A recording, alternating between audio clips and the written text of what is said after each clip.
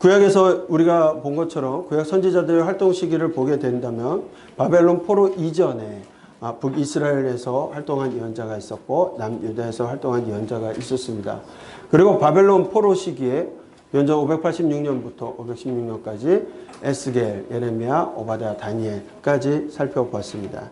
이제 바벨론 포로 후기의 예언자로서는 학개, 스가랴, 말라기, 그리고 역사서는 에스라, 느헤미야, 에스더를 함께 살펴보고자 합니다.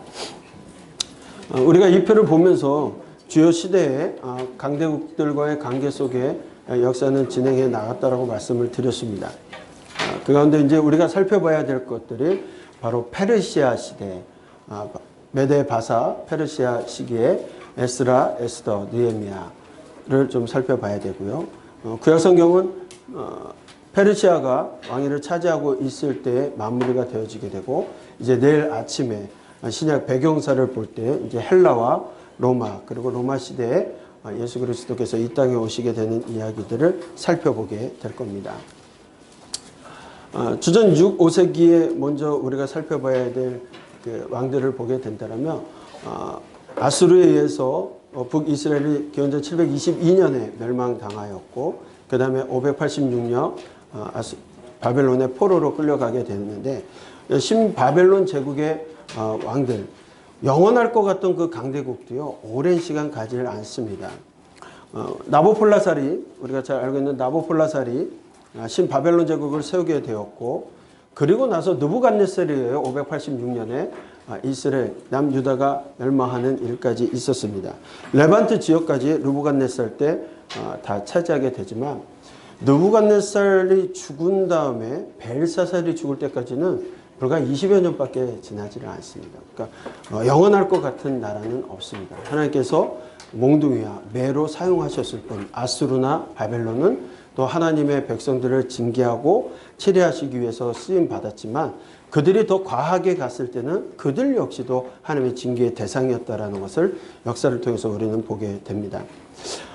구약 성경에 인물이 나와 있는 걸 보면 느부갓네살 왕 성경에 나오고 그 다음에 엘므로닥과 그 다음에 벨사살이 나오게 됩니다. 그래서 역사적으로 보게 된다면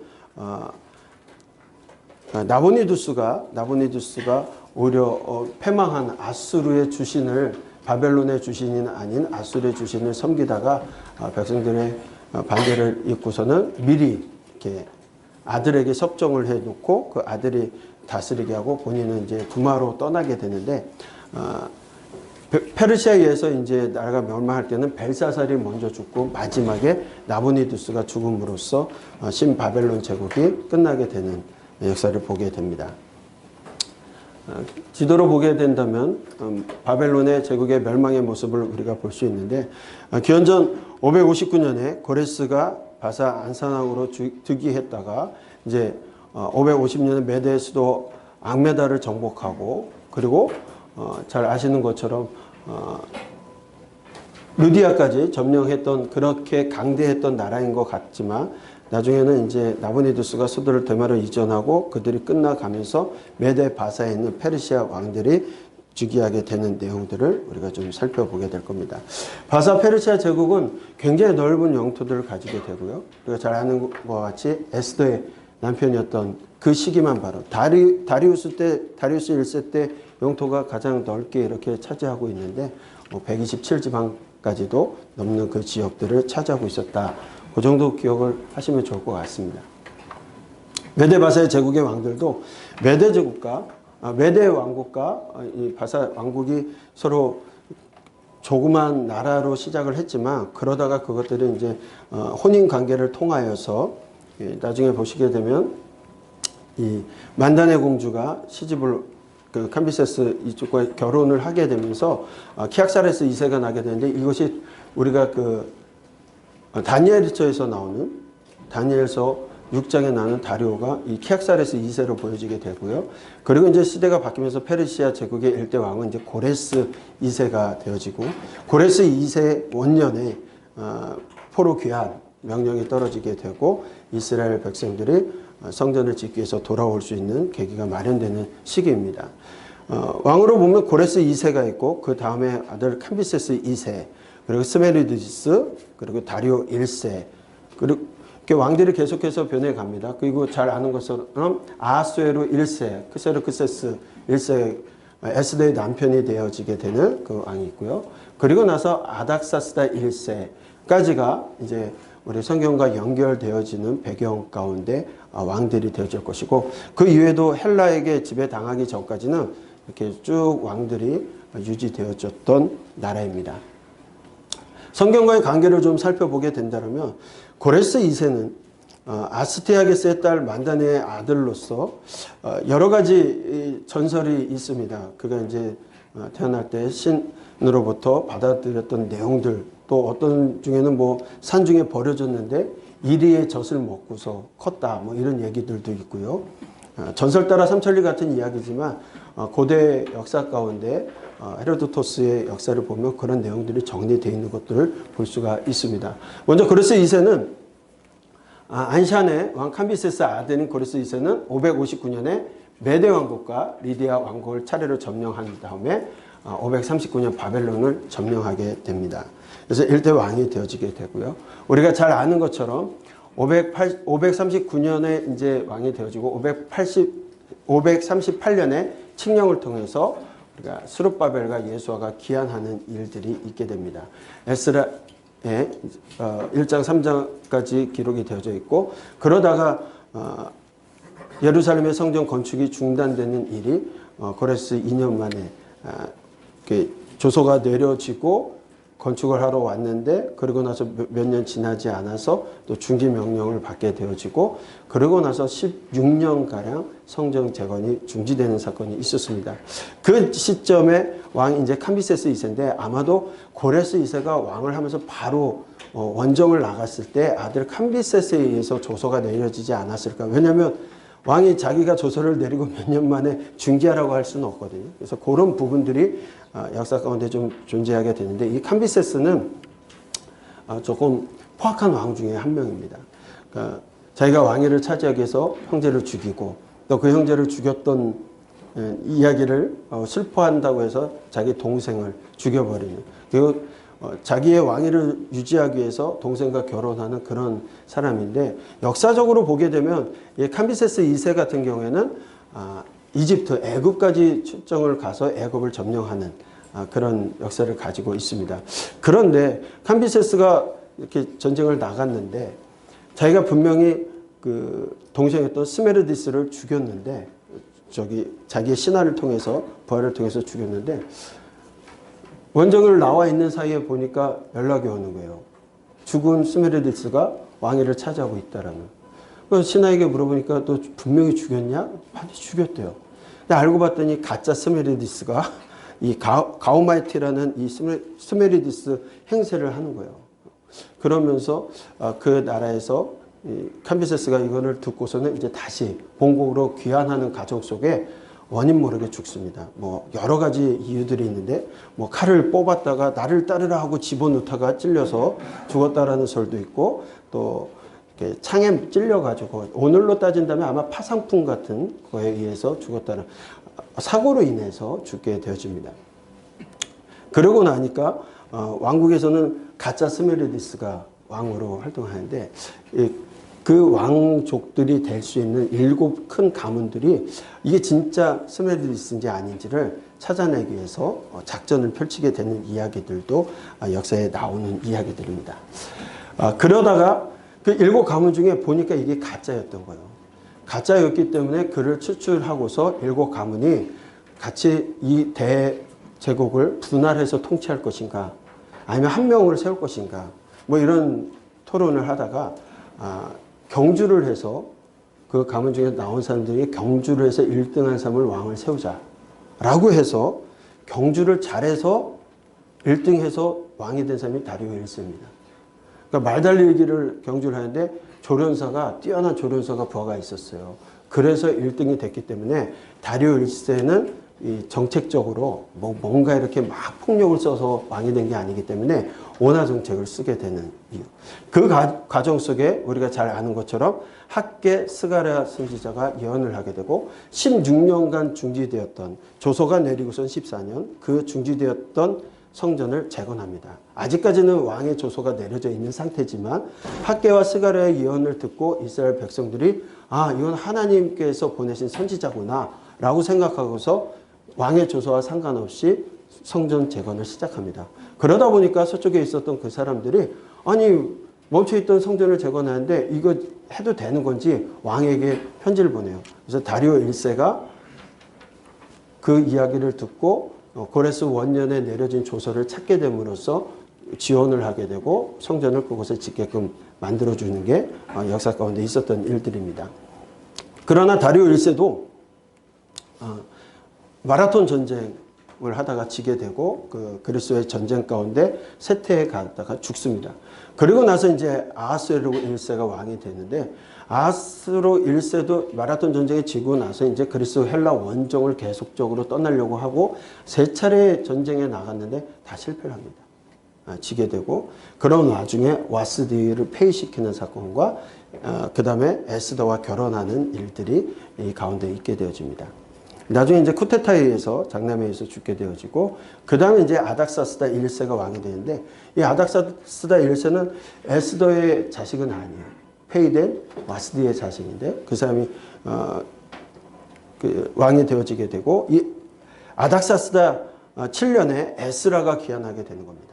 에스라가 귀환해서 이스라엘 백성들에게 다시 한번 율법으로 돌아갈 것을 계몽하게 되어지고 그런 일들이 있게 되고요. 그 다음에 이제 느헤미야의 귀환도 이때 있게 되어지고 그 시점에서 얼마 지나지 않아 10년에서 20년 사이에 일어나게 되는 일들이 아마도 말라기의 예언일 것이다 이렇게 보고 저희가 설명을 해 나가게 될 겁니다. 그러니까 많은 왕들이 있지만 성경과 연관되어지는 왕은 몇 명으로 추려지게 되어집니다. 그렇게 해서 우리가 쭉 본다라면 다시 한번 정리를 해서 본다라면 성경과의 관계 속에 고레스 2세 스룹바벨과 예수의 귀환이 있었던 시기였고요. 작년에 조서를 내림으로써 그리고 예루살렘의 성전 건축이 시작되었다가 터만 잡혀놓고 중지되어지는 사건이 있고 16년간 성전이 멈춰있게 되어지는 상태가 됩니다. 그 사이에 캄비세스 2세 스메르디스가 죽게 되어지고 왕위가 바뀌게 되면서 다리오 1세가 왔을 때 학개 스가랴 선지자가 예언함으로써 다리오 1세의 2년에 성전을 재개하게 시작되어집니다. 그리고 나서 성전이 완공되어져서 516년 4년 반 만에 성전을 완성하여 520년에 시작하여 516년에 성전을 재건하게 됩니다. 제2성전이 완성되어지게 됩니다. 그리고 나서 시대가 변해서 아하스웨로 때는 우리가 보게 되는 게 에스더 이야기가 이 시기에 보게 될 것이고 아닥사스다 1세 때 성전이 완공되고도 이스라엘이 아직도 페르시아의 속주가 됩니다. 속국이 아닌 속주입니다. 우리가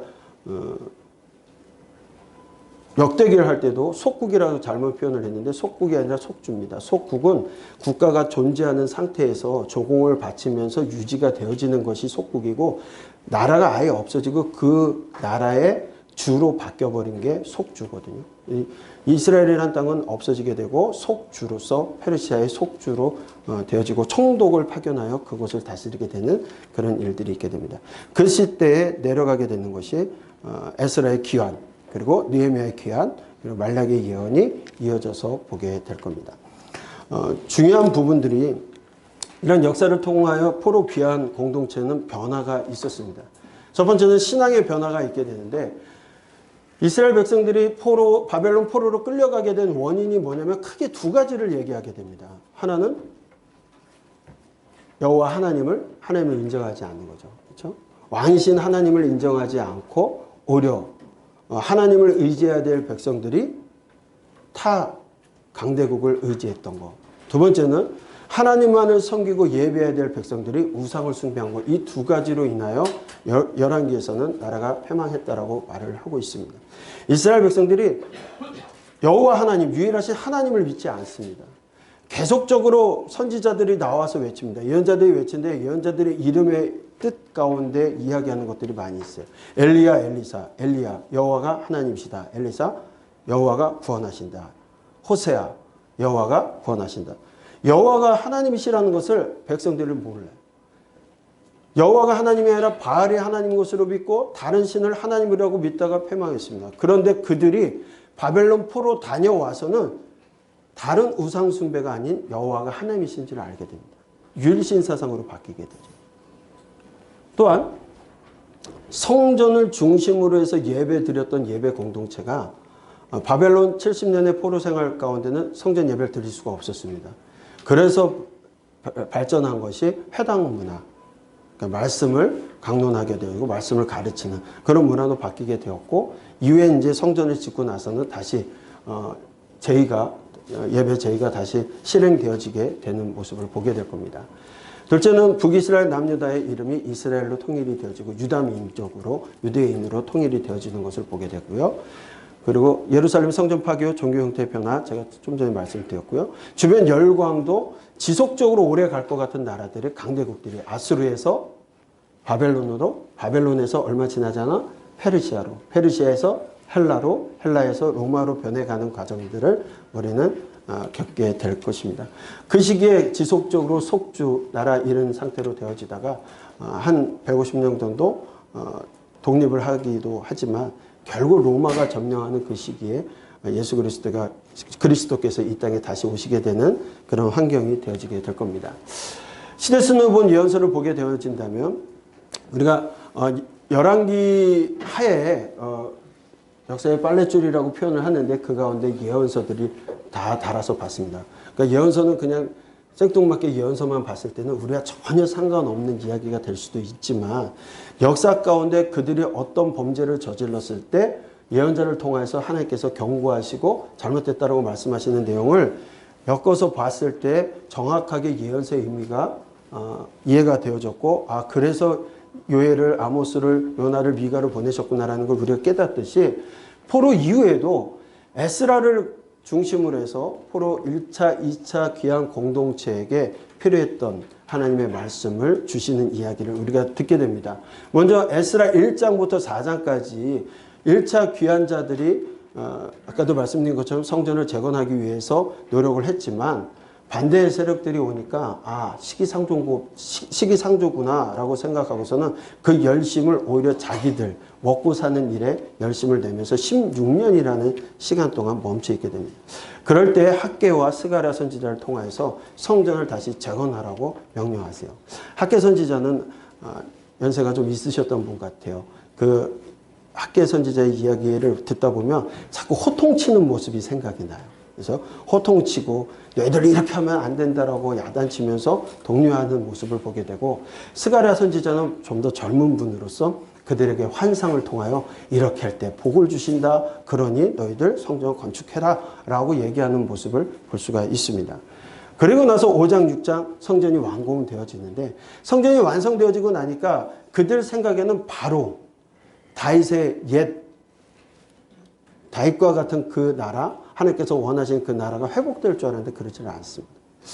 그러는 가운데 시간은 지나가면서 페르시아에서 에스더의 사건이 있게 되어지고요. 포로 귀한 공동체로 오지 않고 그곳에 남아 있었던 사람들 가운데 에스더를 통하여서 하나님께서 일하시는 모습을, 에스더의 성경에는 하나님이라는 단어가 단 한 번도 나오지 않습니다.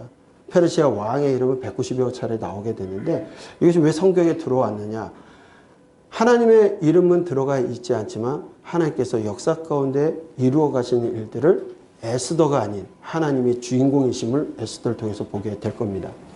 그리고 나서 이제 느헤미야가 돌아오게 되고 성벽을 건축하게 되고 그들에게 종교적으로 다시 한번 이방인들과 추출하고 그런 제들을 다시 한번 점검을 하게 되는데, 그로부터 10년, 20년 지나지 않아서 말라기의 모습을 보면 우상 숭배하는 모습은 없습니다. 그러나 그들이 종교적인 제의나 모든 것들이 형식화되어지고 하나님의 사랑을 깨닫지 못하면서 그저 의무적으로 드려지고 때로는 도망가 있는 모습들, 그런 모습으로 변해 있는 것들을 말라기를 보게 되어지고, 그로 인하여 하나님께서 마음을 닫으셔요. 그리고 중간기라고 하는 침묵기 기간 동안에는 선지자를 보내시지 아니하시고 그 기간 동안에 세계의 역사가 휘몰아치면서 많은 일들이 역사 가운데 생기는 그런 것들을 우리가 볼 수 있게 됩니다. 자, 그래서 이제 저하고 여러분들이 살펴볼 성경은 성경 순으로 보지 않고 지금은 연대기 순으로 좀 살펴보려고 하는데요. 먼저 에스라 1장부터 4장 포로 귀환하게 되어지고 성전 기초를 놓고 성전 공사가 중단되는 사건이 있게 되어지고 16년 후에 학개 스가랴 선지자를 통해서 성전을 건축하라. 또 성전 건축의 중요성에 대해서 예언을 통해서 말씀을 주십니다. 그리고 나서 5장부터 6장 성전 건축 시작하여 4년 반 만에 성전이 건축되어집니다. 기원전 520년에 시작되어 516년에 완공이 되어서 4년 반 만에 성전이 완공되어지게 되고요. 그 다음에 포로지에서 유대인들이 학살당한 번 하다가 구원받은 사건, 그리하여 에스대 불임절이 왜 생겼는지에 대한 이야기들을 하게 될 겁니다. 그로부터 80년이 지난 후에 귀한 공동체가 지나온 이후, 그 다음에 성전이 지어지고 나서 60년이 지난 후에 에스라가 2차 포로 귀환을 하게 되어지고 3차 포로 귀환 성벽 재건을 위하여 느헤미야가 오게 되는 이야기, 그리고 말라기, 이렇게 살펴가도록 하겠습니다.